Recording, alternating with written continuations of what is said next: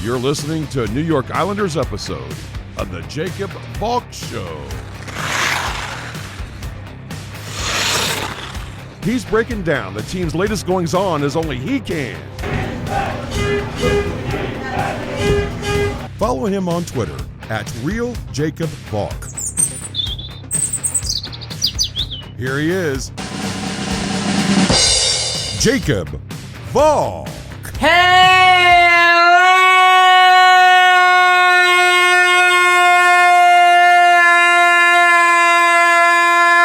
Islanders fans! Welcome to my 2021-22 New York Islanders season preview here on the Jacob Valk Show. I am the Jacob Valk, and you're not. As promised, I'm going to go line by line, telling you my thoughts on the Islanders. I'll tell you what I think this team is going to do this year, although if you already listened to my NHL season preview, you know what I think they're going to do. The first line is Anders Lee, Matthew Barzell, and Kyle Palmieri. Getting Lee back after missing half the season will be huge. Last year he had 19 points in 27 games. Obviously he's the captain. There was a leadership void on the Islanders that really wasn't filled until Kyle Palmieri and Travis Zajac got to the island. Lee's a fan favorite, incredibly important to the Islanders. Getting him back for a full season is huge. Matthew Barzell is one of the most skilled players in the NHL. He's not a point-a-game player because that's not the kind of game that the Islanders play. But he's the most skilled player on the team, works wonders with the puck. I think he's a superstar. I think Matthew Barzell is a superstar in this league. He has moments where he infuriates you. He'll hold on to the puck too long sometimes. Whether that's waiting for the perfect shot or just not being willing to pass to his teammates. But he's a great player, one of the most skilled players in the league. He's a superstar, and I think he's shown that he can be the best player on a Stanley Cup winner. I mean, he was the best player on the Islanders last year and the year before. They got into the penultimate round in those years, so I don't think it's a stretch to say that Barzell can get the Islanders over the hump. Kyle Palmieri, admittedly, I have some questions about. He did not play well in the regular season. Had just 4 points in 17 games with the Islanders. He was a -3. But in the playoffs, he was fantastic. He had 9 points in 19 games. He had 7 goals along with 2 assists. He was a +5. That's why the Islanders brought him back. If Palmieri didn't have a good playoffs, Jordan Eberle is still an Islander. But because Palmieri had that great playoff run, where he really stepped up and showed what he could do for this team, that convinced Lamoriello to give him the big contract. And now he's on the first line with Anders Lee and Matthew Barzell. That's a good landing spot for him. I'm a little skeptical.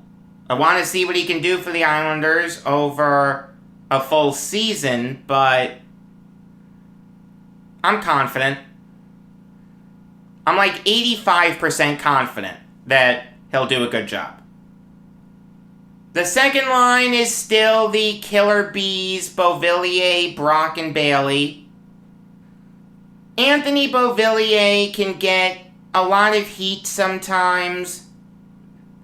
Sure, there are better second liners than him. And if you could work out a trade for, say, Jack Eichel or Vladimir Tarasenko with Beauvillier as the centerpiece, no one will say that the Islanders lost that trade. But he's good. He's very good, as a matter of fact.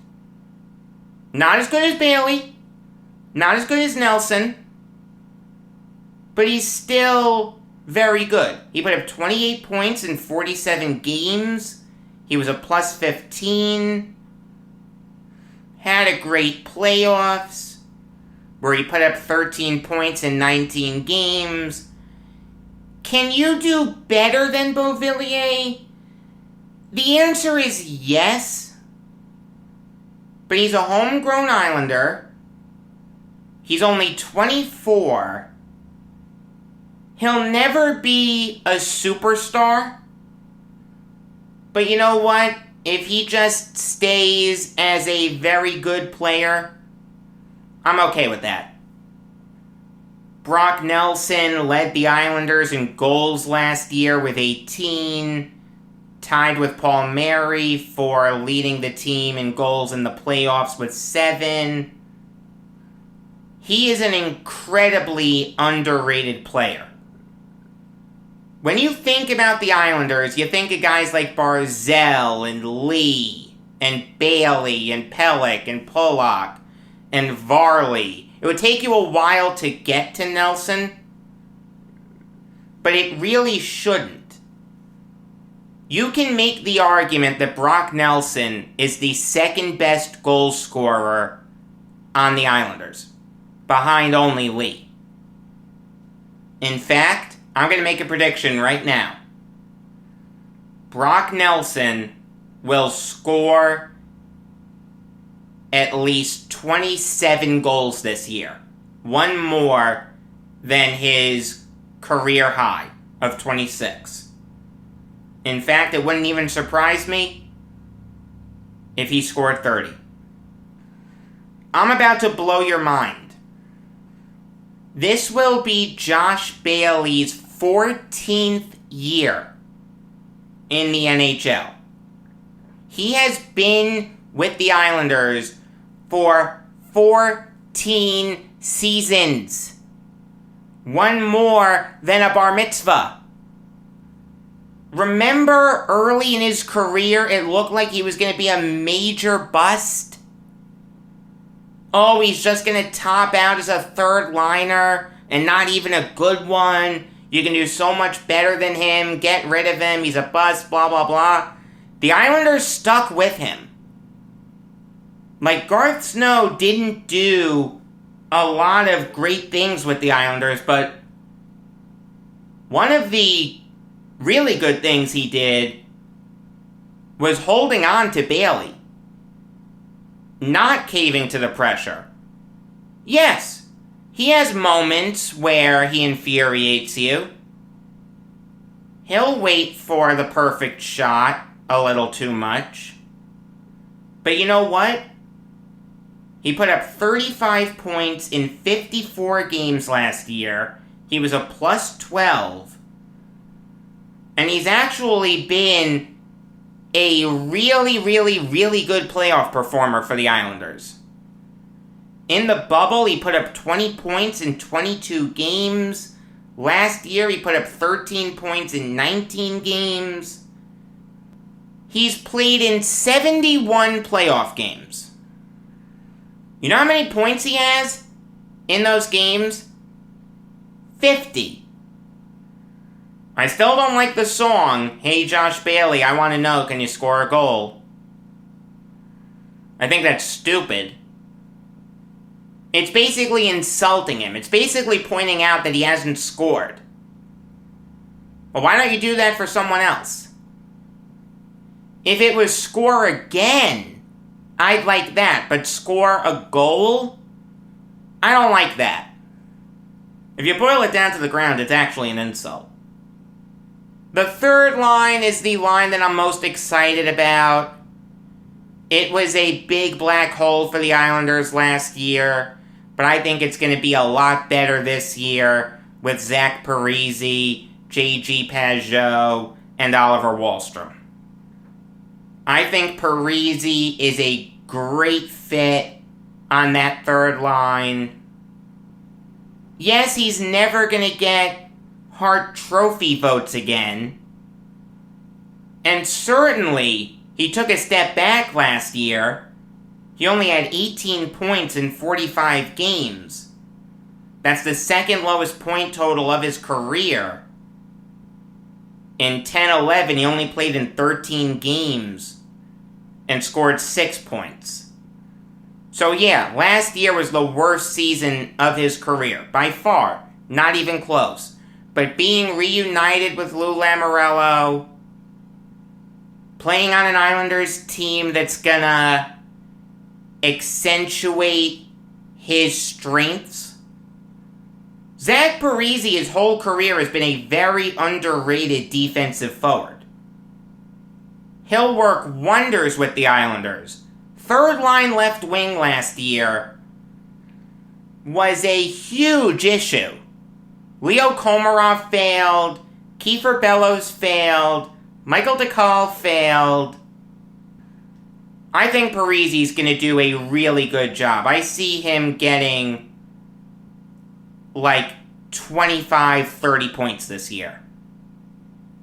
And I'll take that from Parisi. I don't need him getting a ton of points.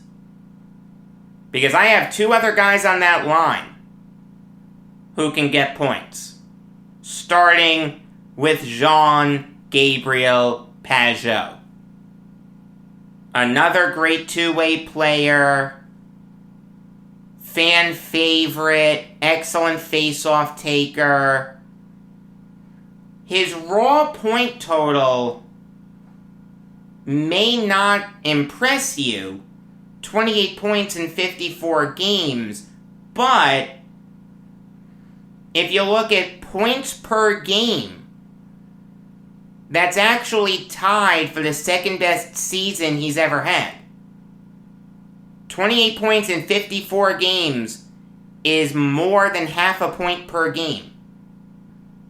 His first year with the Islanders, he did better than that. In 15-16, he put up .52 points per game. I love Pageau. One of my favorite players on the team. And that chant I like. Pageau, Pageau, Pageau, Pageau. Pageau, Pageau. That's great. I love that. And he was really good in the playoffs, too. 10 assists in 19 games. 13 points total. Job well done by Pageau. Oliver Wahlstrom is going to start the season on the Islanders' third line right wing. Please, please, please, Barry Trotz, let him play. He's young. He's going to make mistakes. This is only his second full season in the NHL. I mean, he showed you that he can score. He put up 21 points in 44 games. He had 3 points in 5 playoff games. He has a ton of talent. Does he make mistakes? Yes. This is only his second full year in the NHL, but let him work. He'll be on a line with Zach Parisi and J.G. Pageau. They'll be able to coach him up, along with Trotz. The last thing I want to see is Oliver Wahlstrom being yo-yoed from the press box to the bench. Unless you're going to replace him with Kiefer Bellows. If you replace him with Bellows, okay. But I don't want to see Komarov there. I don't want to see Johnston there. Keep Johnston on the fourth line. I'm fine with that. I don't want to see DeCall there. It should be Wahlstrom or Bellows. I'm not giving up on Bellows. The fourth line should be Matt Martin, Casey Cizikas, and Cal Clutterbuck. But Martin's hurt. He's got an ankle injury. He's listed as day-to-day. It's not worth getting too upset about. It just stinks that he's not going to play on opening night. I mean, that whole line, Martin, Cizikas, and Clutterbuck, they're the identity line. It's not worth going through them individually. I'd say the same thing about Cizikas that I'd say about Martin. I'd say the same thing about Clutterbuck that I'd say about Martin. And I'd say the same thing about Clutterbuck that I'd say about Cizikas. They're all grinders. They're all tough guys. They play the game the right way. They're all incredibly nice guys. It's the best fourth line in hockey, as far as I'm concerned. Let's put it this way. There's a reason that Barry Trotz will sometimes start games with his fourth line. It's because he wants to set a good tone early on. Then he'll bring in the first line. You gotta love the identity line. Can't say a bad word about him, as an Islanders fan. Now on to the defensemen. The top pair is Adam Pellick and Ryan Pollock. Again, very similar. Both incredibly underrated. Both great defensively. They were both a plus 15, but they can also score. Pollock had 17 points last year. Pellick had 14. That's not bad for a defenseman. I'll take it. Pollock obviously had the iconic moment with blocking the shot in Game 4 to tie that series of 2 games apiece against the Lightning. Him and Pellick together comprise one of the greatest defensive pairings in the NHL. In fact, behind only Dennis Potvin and Stefan Persson, it's probably the second best defensive pairing in Islanders history. Zdeno Chara is back where it all started for him. Played his first 4 seasons with the Islanders, was traded to the Senators, along with the second overall pick in the 2001 NHL draft, which would later become Jason Spezza to the Senators in exchange for Alexei Yashin. It is, without question, the worst thing to ever happen to the Islanders. It is one of the worst trades in NHL history.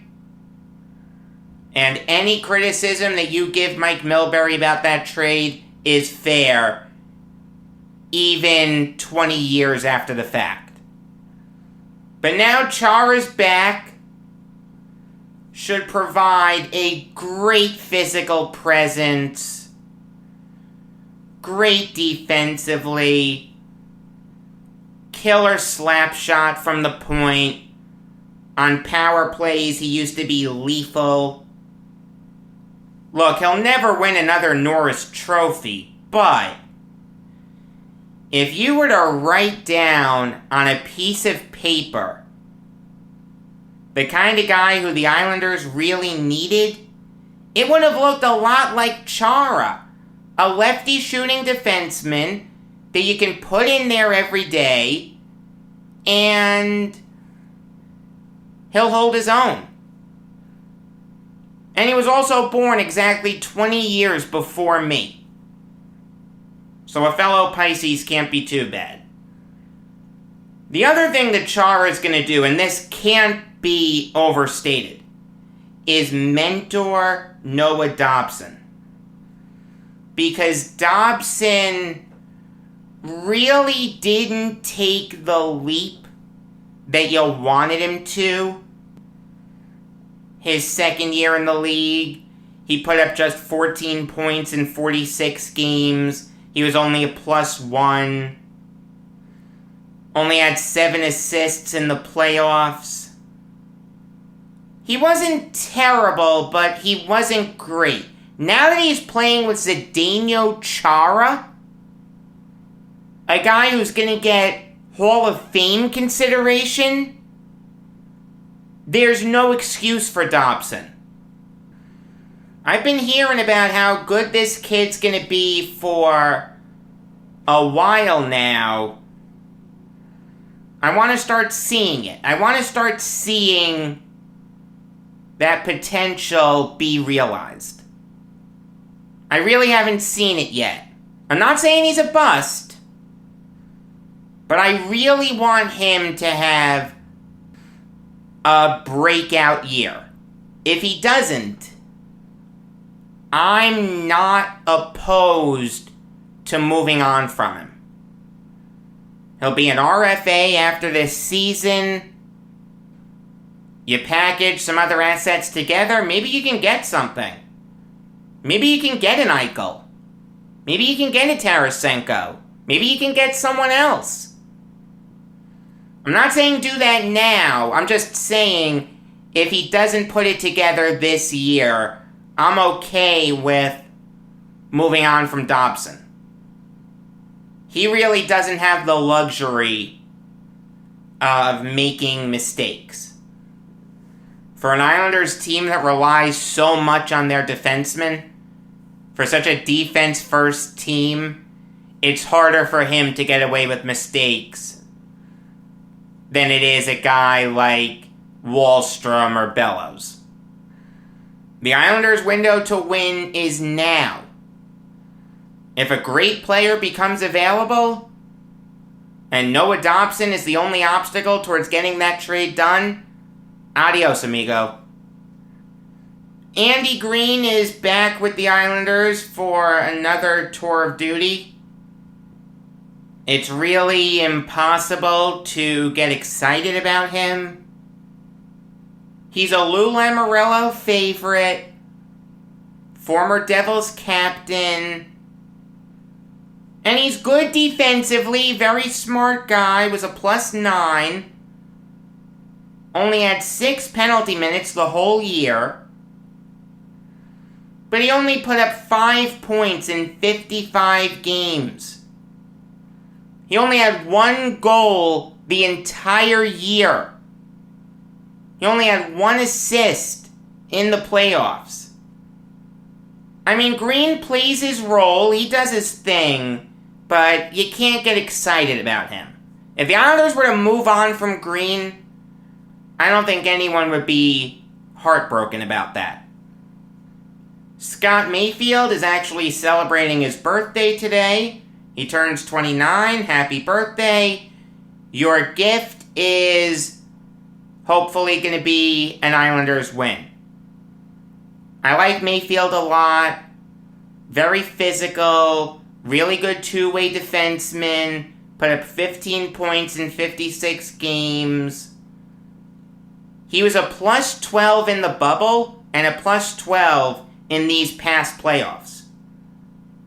And he really stepped up his physical game in the playoffs. I like Mayfield a lot. It's really incredible. The 3 best defensemen on the Islanders, Pollock, Pellick, and Mayfield, are incredibly underrated by everyone except Islanders fans. And this isn't us just being homers. This is, hey, we're telling you these guys are good, you're ignoring us. Do so at your own peril. I like Mayfield a lot. Really good player. Simeon Varlamov would be getting the start tonight, but he's still out with that undisclosed injury. It seems like he's going to be back sooner rather than later. So I'm okay with Ilya Sorokin holding down the fort until Varley comes back. I mean, Varley has been an excellent Islander. Last year he went 19-11-4 with a .929 save percentage and a .204 goals against. He led the NHL in shutouts with 7. Fell apart against the Penguins, but give Ilya Sorokin a ton of credit for stepping in and salvaging that series. Then Sorokin fell apart in Game 1 against the Bruins, so Trotz went back to Varley, and Varley played the rest of the way. Look, I like Varley a lot. I was very skeptical about him coming to the Islanders. I didn't want to see Robin Lehner go. I didn't think that Lehner was worse than Varlamov. So it's like, why are you letting Lehner go just to bring in Varlamov? But you know what? Varley's been really good, okay? I'll give him credit. I got that wrong. Lou Lamoriello is like Bill Belichick. He's earned the right for you to not question him. Whatever move he makes, you can just say, in Lou we trust, and that's okay. And that's a far cry from what I was saying 12 months ago. I'll admit it. I got him wrong. But now I'm fully on the Lamoriello bandwagon. In fact, when Lou retires, and it wouldn't stun me if that happened sooner rather than later. He's going to turn 79 in a week. I have no problem with his son Chris taking over the Islanders. Chris is actually the Islanders' director of player personnel and is the GM of the Bridgeport Islanders. Terrible name, by the way. Bridgeport isn't on an island. Connecticut isn't an island. What do the Islanders have to do with it? New York Islanders, Long Island. It's an island. Hated that. Ilya Sorokin came over from the KHL with a ton of fanfare. Everyone loved him. I was preaching patience. But I get it. I get what the hype is about with this guy. Had a really good rookie season, went 13-6-3 with a .918 save percentage and a 2.17 goals against. Was really the seminal reason why the Islanders beat the Penguins in the playoffs. The Islanders were down 2-1 in that series. They had lost a heartbreaking Game 3. I was there. They were down 3-1 entering the third period. They tie it up at 3. Then the Penguins take the lead. Then the Islanders tie it up. Then the Penguins take the lead and hold on. Varlamov gets benched for Sorokin. Sorokin only gave up 6 goals against the Penguins the rest of the way. Stood on his head in Game 4. Stood on his head in Game 5. And really shut the door in the third period. I like Sorokin. I think he's going to be a great player in this league. In fact, I'll even go as far as to say this. I don't want the Islanders to re-sign Varlamov. His contract is up after not this coming season, the season after. I'm okay with letting him walk. In fact, I'd even be okay with trading Varlamov right now under the right circumstances. I have no problem rolling with Sorokin. He's younger. He's a little cheaper. The sky's the limit for this guy. Believe the hype. As for how I think the Islanders are going to do this year, this isn't news for you if you listen to my NHL season preview, but if you haven't, I'll tell it to you. I really think they're gonna win the Stanley Cup. They got a lot better this year by adding Parisi and Chara, bringing back Paul Mary. Dobson's gonna be a year better. Wallstrom's gonna be a year better. Sorokin's gonna be a year better. After back-to-back eliminations by the Lightning, I really think the Islanders are going to open up UBS Arena with a Stanley Cup win. In fact, I'll even go as far as to say that that win that clinches the Stanley Cup will take place in Elmont. Now, I haven't mentioned this before. You will get New York Islanders specific shows, just like you got them last year. They're going to alternate with the Brooklyn Nets. So the first Islanders specific show is going to come on October 18th. That'll be in the morning. The week after that, it'll be the Nets. That'll be at night. The week after that, it'll be the Islanders. That'll be at night, etc., etc. More often than not, it will be at night. It has to be in the morning this coming Monday because you're getting my NBA season preview on Monday night. So on October 18th, you're getting a New York Islanders show in the morning, regular episode of the Jacob Valk show in the afternoon, and my NBA season preview in the evening.